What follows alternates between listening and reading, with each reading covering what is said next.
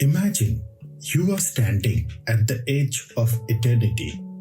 You have lived 1,000 years. You have tasted every wine, won every war, and loved 1,000 times. But as you look at your wrinkled hands, a terrifying realization hits you. It was not enough.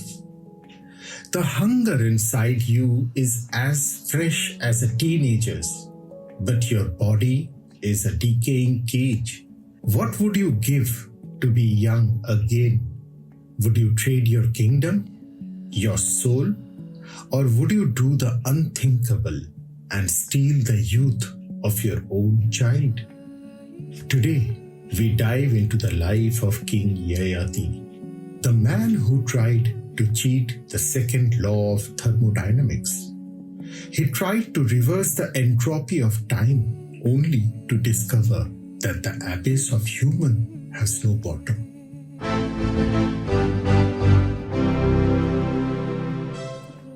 Yayati was born into the illustrious Chandravansh, the lunar dynasty.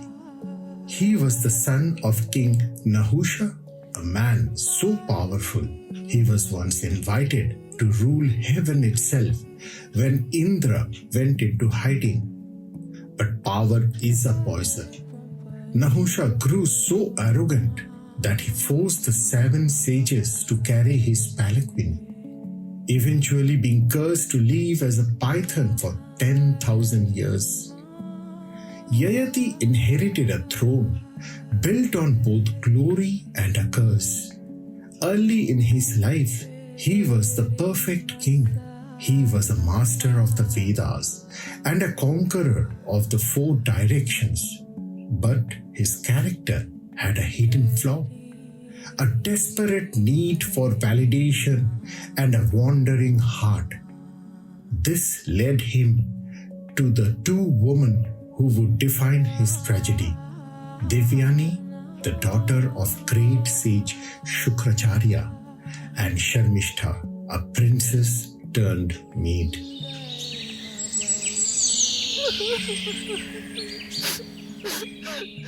Yayati's life changed at the edge of a well. He rescued Devyani, but doing so, he unknowingly tied his faith to a woman of immense pride and powerful connections.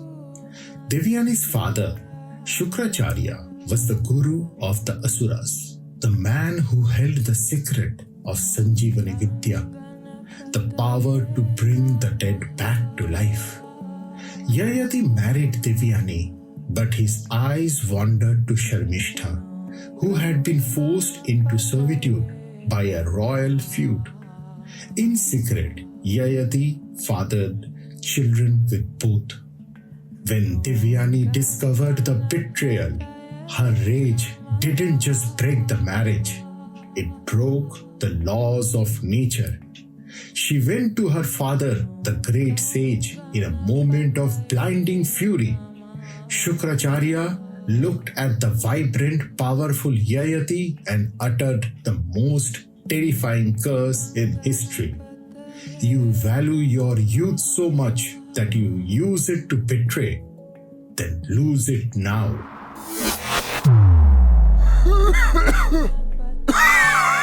In a single heartbeat, Yayati's black hair turned snow white. His muscles withered like dry grass. His teeth fell out and his eyes dimmed. He stood there, a 30-year-old man trapped in a 90-year-old's body. Terrified, Yayati begged for mercy. Shukracharya, seeing his daughter's regret, gave him a technical loophole. If someone is willing to give you their youth in exchange for your old age, you may be young again. Yayati went to his son. He asked his eldest, Yadu, the ancestor of Krishna. Yadu refused, choosing his own path. He asked his other son, Dhruyu, Turvasu, Anu, all said no. Then came the youngest, Puru. "Father, take my spring, I will take your winter." For the next 1,000 years, Yayati lived with the body of a boy and the mind of a veteran. He indulged in every pleasure known to man. He tried to reverse entropy by filling a bottomless cup.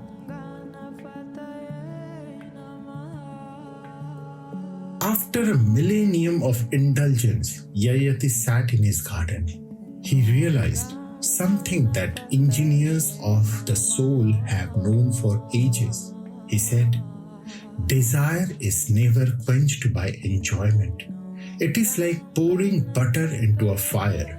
It only makes the flame leap higher." He realized that by stealing Puru's youth, he hadn't escaped old age. He had only postponed wisdom.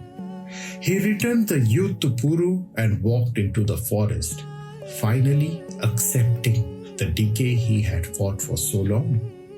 Even in death, Yayati's ego followed him.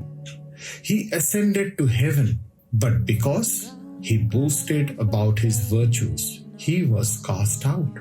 As he fell through the clouds, his grandsons, kings themselves, offered their own merit to catch him. He ended up hanging in a middle heaven, neither God nor mortal.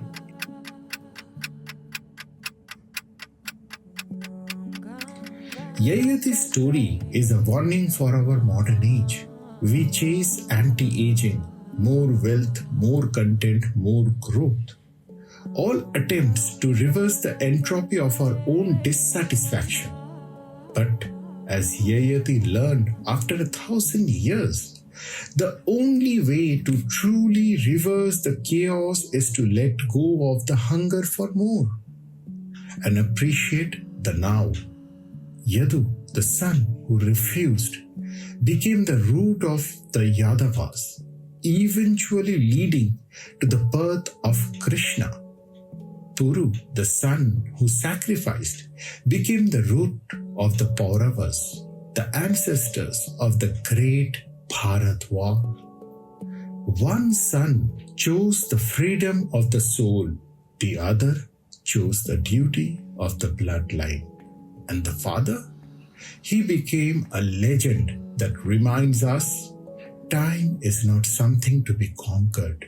It is a gift to be honored. In a world designed to keep us constantly distracted and hungry, finding a moment of clarity is rare. If Yayati's journey offered you that moment today, I invite to stay with us. By joining this sanctuary and sharing these echoes of ancient wisdom with another seeking soul, you help us bring a little more order to the chaos. Until the next time, we reverse the flow of time.